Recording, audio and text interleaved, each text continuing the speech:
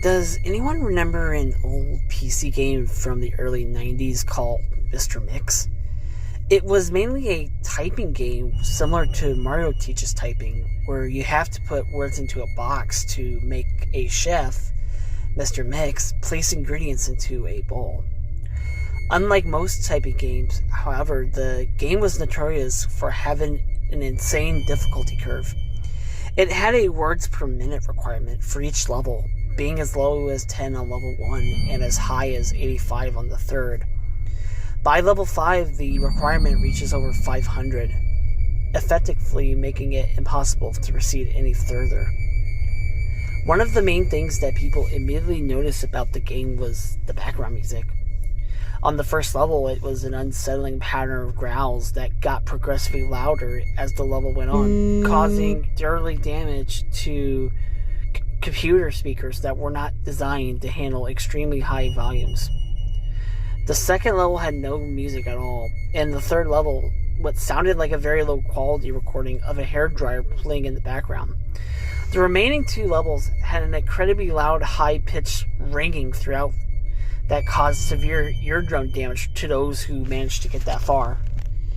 Another rather disturbing aspect of the game was the design of Mr. Mix himself.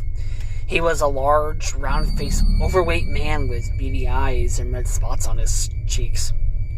Most children who played the game reported having vivid nightmares of Mr. Mix speaking to them in a quiet, raspy voice and threatening them to keep quiet about something. However, none of them could remember exactly what that was. One psychologist who saw many of these children reported being disturbed by the sheer amount of terror on their face as they recounted details of the nightmare. Many of them broke down into tears in the process, begging for their parents to save them. However, no direct relationship to the game itself could be determined by these two cases, as not all children suffer the same adverse effects.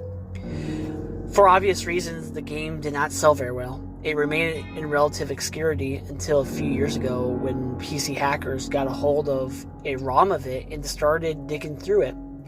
Using memory hacking software, they managed to crack the game's code and bypass the fifth level. What they found, however, was highly disturbing and caused many of them to quit the expedition altogether. According to the reports these hackers left behind, the game behaves very strangely if the level is bypassed. The game crashes violently and closes, writing a bunch of files to the user's System32 directory to the point that the RAM is almost completely filled. These files are reportedly pictures of people with horribly deformed faces appearing to scream in pain and agony, their eyes bleeding from their tear ducts, and their outer layer of skin torn clean off in multiple places. If the user attempts to delete these files, their computer will violently crash and blue screen, causing permanent, irreparable damage to the hard drive. The hackers found that this was caused by a lone byte in the game's ROM style triggered when the fifth level was completed. After removing this byte, they were able to proceed to the sixth and final level. Unfortunately, all of the original hackers declined to discuss what they saw in the final level. Each of them became extremely paranoid and reclusive afterwards, refusing to talk about anything related to the game, and showing an astonishingly extreme symptoms of post-traumatic stress disorder. Most of them ceased to be able to form coherent sentences within a week. Within a month, all of them had gone missing. All remaining copies of this game were destroyed. To this day, no one knows what was in it that caused the group so much psychological damage. Maybe it's better that way. 2 years after this incident, a man was arrested for trying to kidnap a 8-year-old girl from a grocery store. Through DNA and fingerprint analysis, he was identified as one of the original hackers who viewed the final level of the game. He was wearing a white chef's hat and had an look of unspeakable malice and insanity on his face.